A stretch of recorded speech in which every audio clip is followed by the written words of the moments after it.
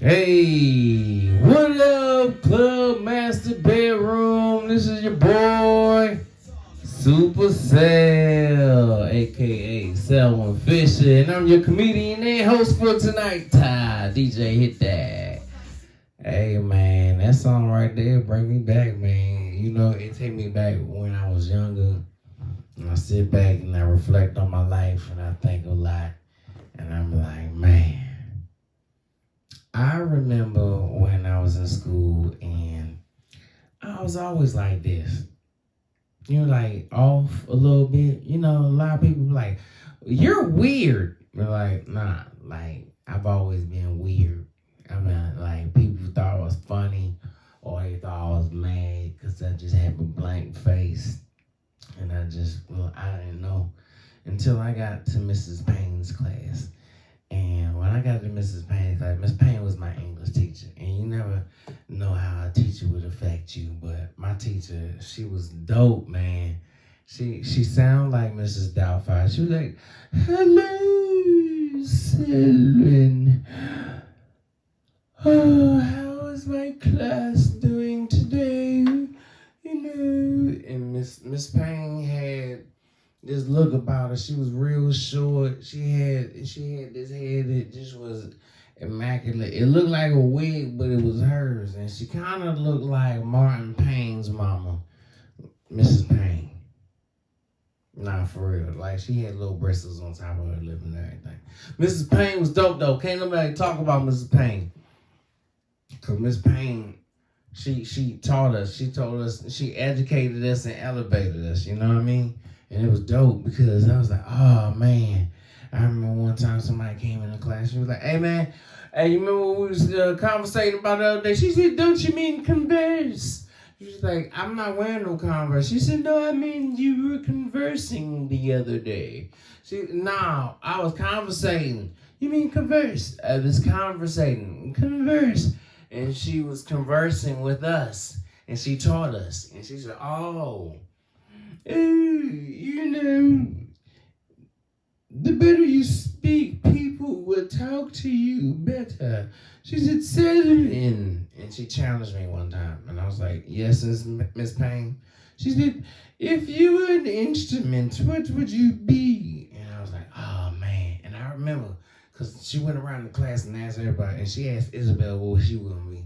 And she said, I would like to be a violin because people can hear me and string me along. And I was like, oh, man, that's dope. And then, Habib over here, he said, I want to be a trumpet so people could blow me. And I was like, damn, that was a dope answer. Oh, man, I want to make people laugh, too. So when Miss Payne asked me, I said, I want to be a drum. She said, why is that, Selwyn? I said, so everybody could beat me.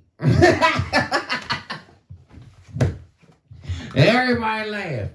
And she said, oh, did you find that amusing, Selwyn? Well, I hope that everyone does beat you in life. And those words hurt me. I was like, oh, man. Because you never know what's going to happen in life. And things did happen in life that beat me down, but they made me stronger. And I had kids. And then you realize what kid is just like you. Because this Thanksgiving, I found what kid was just like me. And if y'all wondering why I got this list about myself, it's because I got Invisalign and because people made fun of me when I was younger. So I wanted to correct the action because I didn't want to be Bucky the Bucker, Buck Rogers anymore. Yeah, Woody Woodpecker, yeah. I don't want to be that. That's all, folks. But now I sound like Sylvester the cat. Yeah, I do. And it's ironic because my middle name is Sylvester. And I hate it. People always saying, oh, Sylvester usually, oh. And this Indian man going to say, oh, you must be liking his movies. And I was like, what are you talking about? I was checking out and got some wine. And he was, you must be liking all these movies. And I said, sir, I don't know what you're talking about, man. If you don't good about my face, I was like, just ring my stuff up. You know what I mean? She's like, you know, I like The First Blood. That is my favorite Sylvester Stallone movie. It didn't correlate until I was like, yo, this nigga just used my middle name. Hey! Don't do that. Bam! Yeah, I don't play that, man. Anyway, so I realized for Thanksgiving, my kids was just like me. Yeah, for Thanksgiving, you know, I prepared all the food and I cooked everything, and I know everybody was ready for Thanksgiving because I certainly was, because COVID done messed everything up. So I was like, you know what? I got to do everything myself. I'm going to be the best Thanksgiving daddy that I ever been. So I got this grill. You know, I got the infrared grill with the little propane greaseless fryer. I got that greaseless air fryer. I marinated the chicken, brine and put everything, and I cooked it the night before, 4 hours ready. Then I did collard greens, and I did macaroni and cheese, and then I did corn pudding, and I did all this stuff, and I did green beans, and I was like, oh man, it was just so good. Everything was great. So right before we was getting ready to eat, everybody was getting ready to dig in, and I was like, hey, we need to say prayers.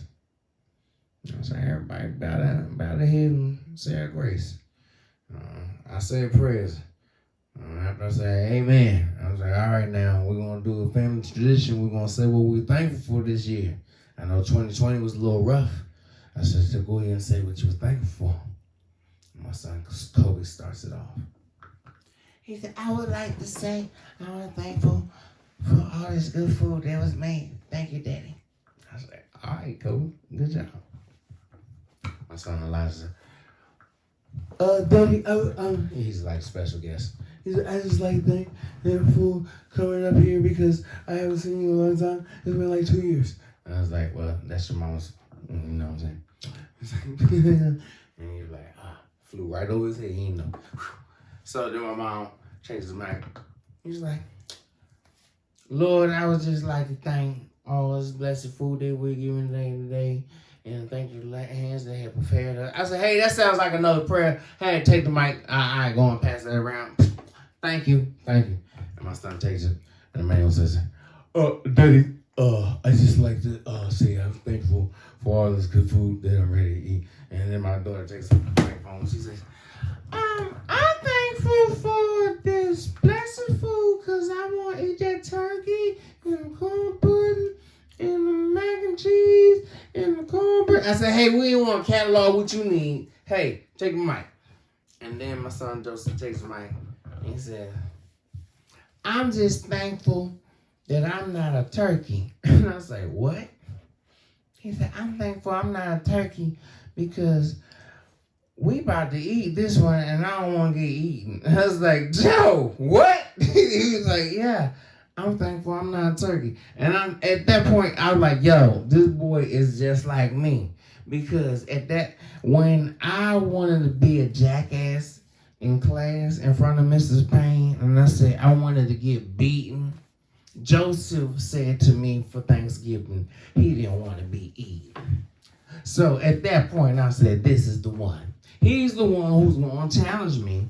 And I figured what it was, because I was making fun of him about him talking funny, and now I'm talking funny. So that's my time, y'all. Hey, y'all be easy.